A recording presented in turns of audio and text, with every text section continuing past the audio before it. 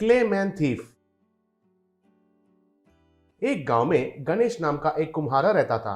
उसको मिट्टी से सुंदर सा मूर्तियां बनाने का बहुत इच्छा था। जितना भी कोशिश करने से वो मामूली मटके के अलावा कोई भी तरह के मूर्ति नहीं बना पाता था। गणेश को श्वेता नाम की एक सुंदर सी बेटी थी।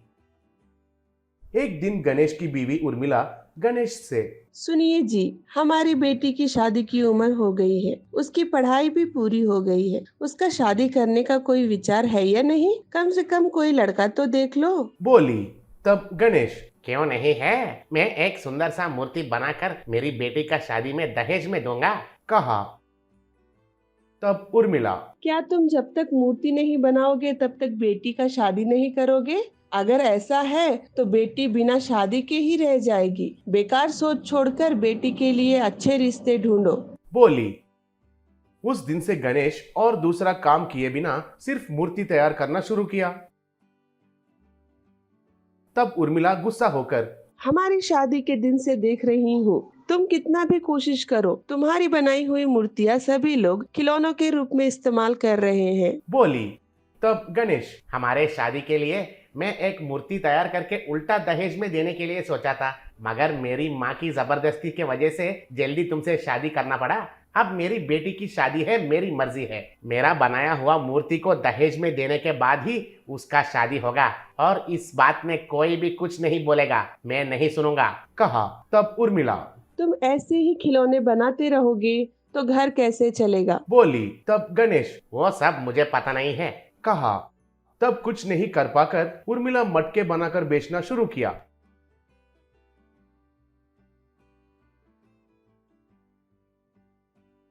थोड़े दिन बीत गए। श्वेता ने उर्मिला को एक लड़का को दिखाकर, माँ, ये शेखर है, मेरा क्लासमेट। हम दोनों एक दूसरे को पसंद करते हैं। अमेरिका में एक अच्छी कंपनी में इनकी नौकरी लगी है। 2 महीने में वहाँ ज्वाइन होना है। इनके घर वाले हमारी शादी के लिए मान गए हैं। पिताजी को आप ही किसी तरह मनाइए। बोली। तब उर्मिला, ओ मेरी माँ, तुम्हारे पिताजी को कोई मना सकता है क्या? अच्छा ठीक है, मैं जैसा बोल रही हूँ वैसा करो। मैं किसी न किसी तरह तुम्हारे पिताजी को मना लूंगी। कहकर श्वेता और शेखर से कुछ बोली।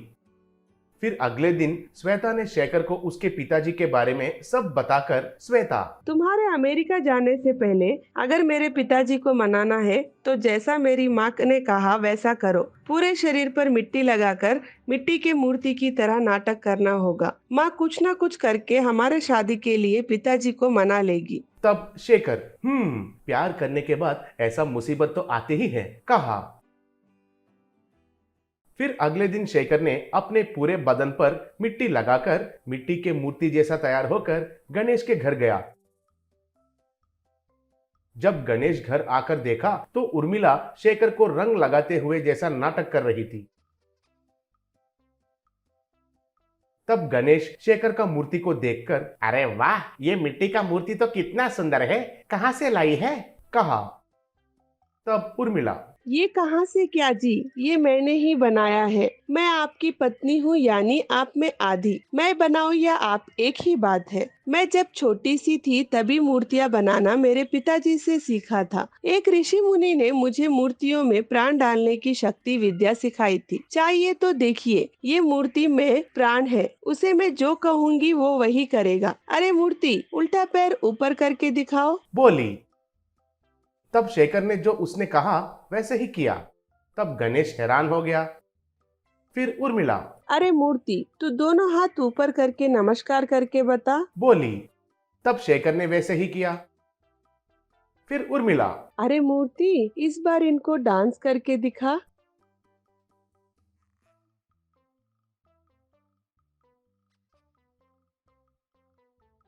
अद्भुत है, ये तो महा अद्भुत है। तुम्हारे में इतना बुद्धि है और इतना शक्तिशाली है कहकर मुझे इतना दिन पता नहीं था। आज ही मेरी बेटी का शादी तय कर दूंगा। कहा।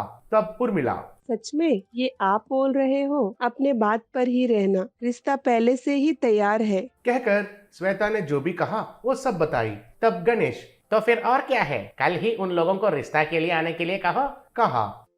अगले दिन श्वेता और शेखर का रिश्ता पक्का हो गया और फिर एक हफ्ते में दोनों का शादी भी करा दिया।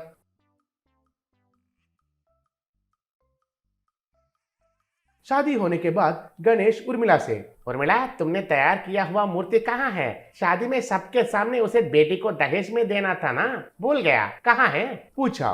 तब उर्मिला, मैं आपसे एक मुख्य बात बताना भूल गई थी। मेरी बनाई हुई मूर्ति केवल एक दिन तक ही जीवित रहता है, इसलिए कल ही मैंने उसका विसर्जन कर दिया है। बोली।